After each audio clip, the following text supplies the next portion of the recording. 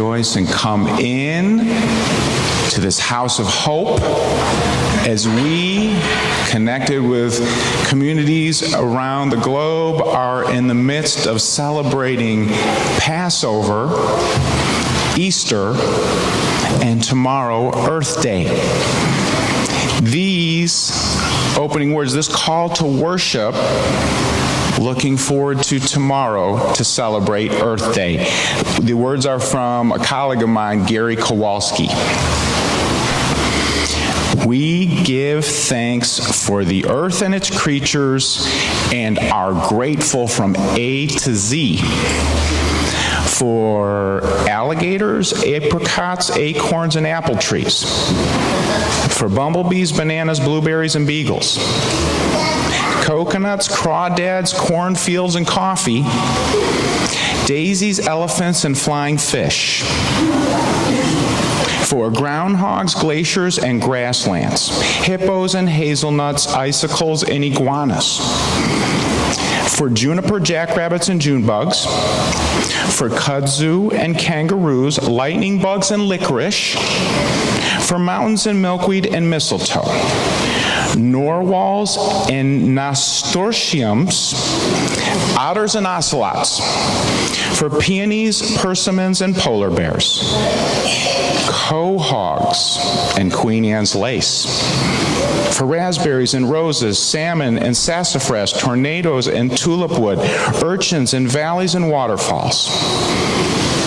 For X, the unknown, the mystery of it all. And every yak and yam, we are grateful. Good earth. Not least of all for zinnias, zucchini, and zebras. And for the alphabet of wonderful things that are as simple as ABC.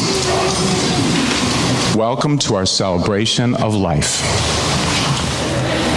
You who have an eye for miracles regard the bud now appearing on the bare branch of the fragile young tree. It is a mere dot, a nothing. But already it is a flower, already a fruit, already its own death and resurrection. What a blessing to be gathered here in community today, see each other's faces. Deeply touches my heart. And if you're visiting or been coming here for 53 years, you, or anywhere in between, you bring a blessing to the community. We're glad to be together. We have different kinds of Sundays here, and this is one where we're all together, all ages, from start to finish. I think of it as a zoo, you know, like we're all different ages in the zoo, and there's some noise, and it's okay, and we work together. There are play packs. It's a sacred zoo with play packs built for spring. So, are there more of them? Or anyway, we'll hand them around. Ryan, you can hand this one out. But we want to let the kids be active and as quiet as possible, knowing that the buzz is good. This reading comes from Unitarian Universalist minister Victoria Weinstein. It's called Being the Resurrection. The stone has got to be rolled back from the tomb again and again every year. Roll up your sleeves. He is not coming back, you know. He's not coming back unless it is we who rise for him. We who lay healing hands on the reviled and rejected like he did on his behalf.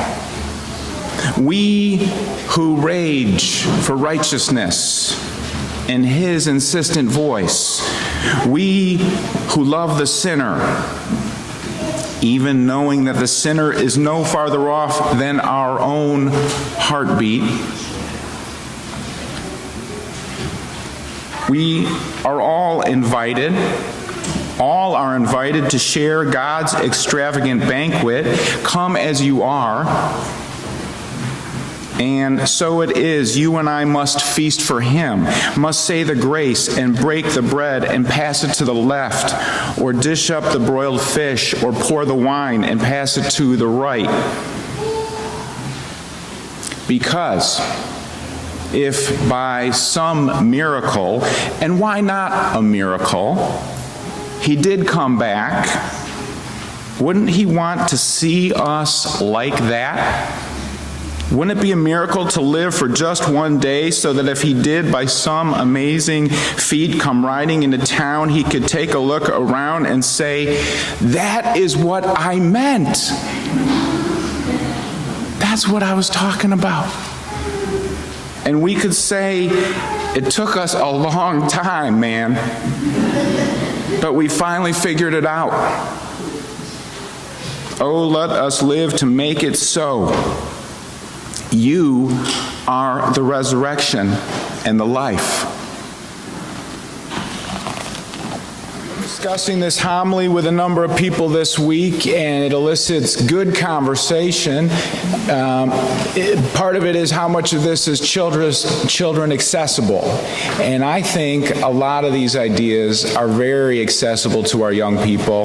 So kids, I invite you to try to pay attention, because we need you involved in these ideas moving forward. And if you don't want to, it's okay. And if you wrestle in the aisle, or play soccer in the aisle while I'm preaching, just try and be quiet.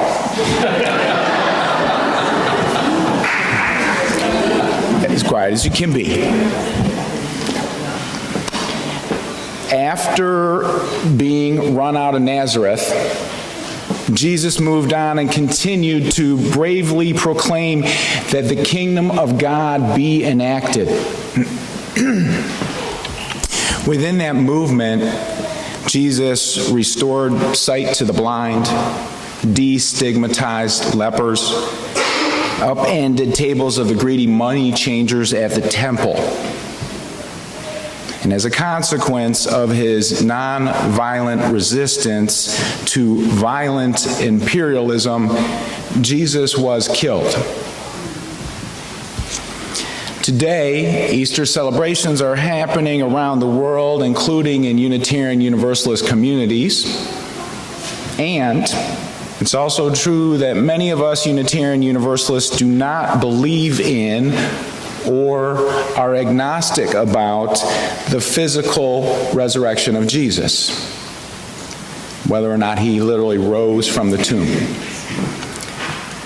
But we do give witness to resurrection today, seeing how Jesus' love transcended his death and saved his followers with courage and hope beyond imagination. Christian scholar John Dominic Crossan wrote that the crucifixion and resurrection imagery challenge our species to redeem our world and save our earth by transcending the violence we create. The universal resurrection imagery makes it clear that we are all involved in this process. In other words, resurrection is happening and you are involved. Resurrection is happening and we are all involved in the process. Easter calls us to pay attention and celebrate resurrections of goodness that are happening, not that might happen.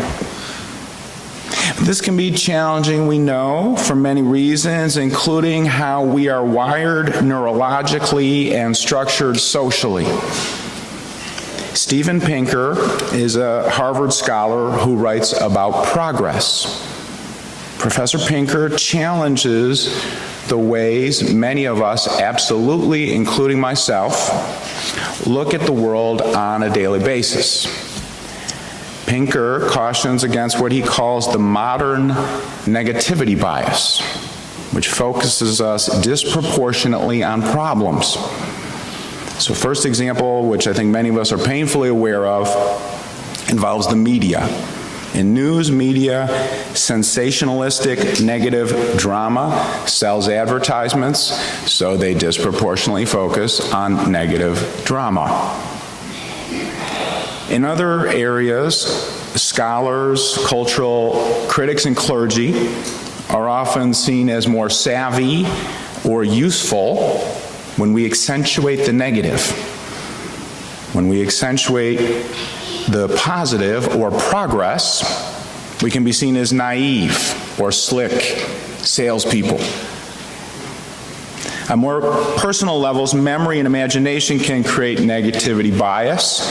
This can manifest, for example, when individuals are asked, name some of the best things you can imagine happening in your life. And then people are asked, name some of the worst things you can imagine happening in your life. In response, a majority of folks articulate more negative than positive.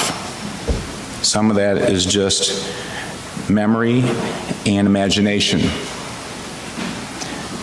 Hence, we value this sacred Easter tradition, which calls us to celebrate ways in which hope rises from despair, ways in which good comes out of bad. Professor Pinker argues that since the beginning of the Enlightenment, around 1670, combination of reason, science, and ethics together has brought significant, measurable progress in many critical areas of human life throughout all continents of the globe. Pinker writes that both quantity and quality of human lives are increasing. Health, prosperity, and happiness are on the rise around the globe. Fewer of us are killed, assaulted, enslaved, oppressed, or exploited by others. From a few oases, the territories with peace and prosperity are growing. So over an arc of time, these are examples of Easter happening. Since the 18th century, vaccinations, germ therapy, and water treatments have saved billions of lives. Both in terms of total numbers and percentages, modern medicine has saved great masses of people from suffering or dying from diseases. Diseases which have been significantly reduced in impact include HIV/AIDS, measles, malaria, pneumonia. Our capacity to grow food has increased dramatically. In the mid-19th century, it took 25 people a full day to harvest a ton of grain. Today, one person operating a combine harvester can harvest a ton of grain in 6 minutes. Transgenic crops have higher yields, life-saving vitamins, tolerance of drought, resistance to disease, and reduced need for land. Of course, we're committed to a world not only with enough food, we're committed, with many others, to a world where everyone has enough healthy food to eat. And we know, right here in Philadelphia, the realities, the unacceptable realities of poverty and hunger for people, our people, us. However, on the global level, extreme poverty has been declining substantially in the last 3 to 4 decades. This is one that I keep working to get my brain around. So for me, it takes time, and I'm working with it. But listen to this. In 1968, roughly 2 billion people lived in extreme poverty, and 1.2 billion people did not live in extreme poverty.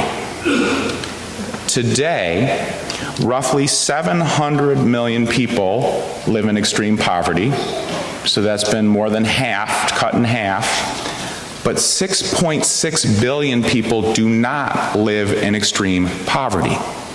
So the world somehow, some way, we can say too slowly, but is rising billions of people out of extreme poverty.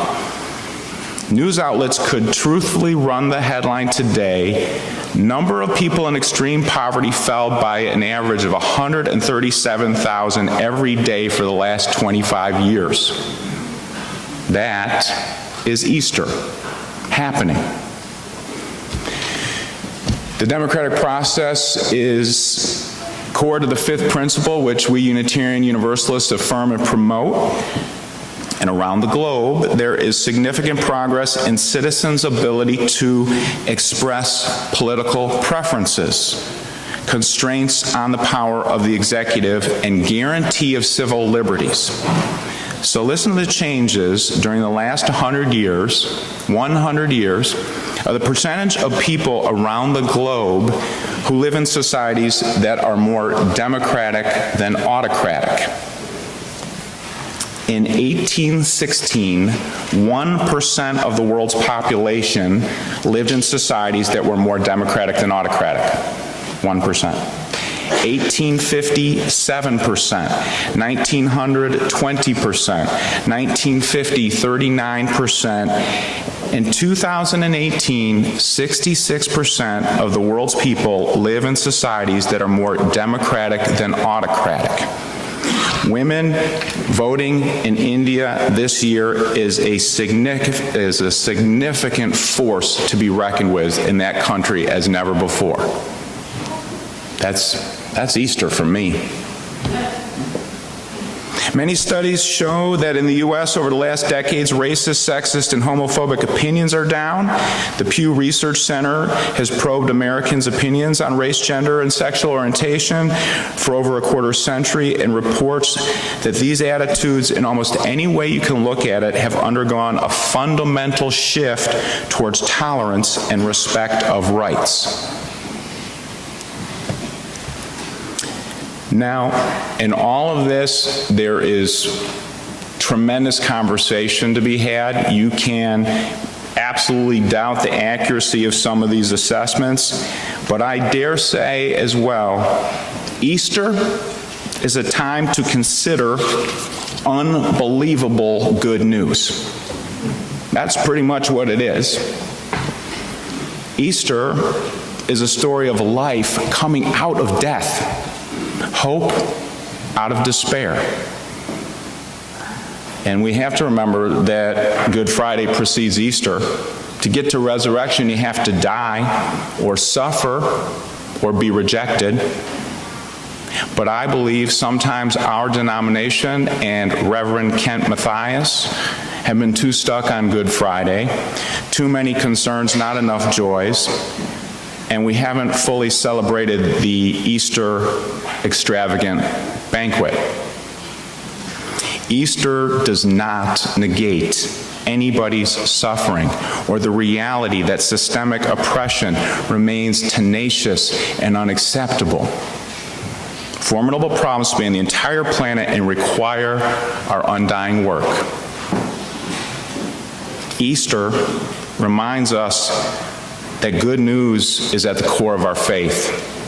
We must find ways to lift up life-saving news to the weary of heart, including our very own selves. Look around this Easter day and think about people who you know who are rolling away a rock from a tomb to give something a chance that's good. And let's lean in then and help that life-affirming work to succeed ever more powerfully. Let's witness and let's participate in growing love and hope beyond belief. Blessings be. Amen.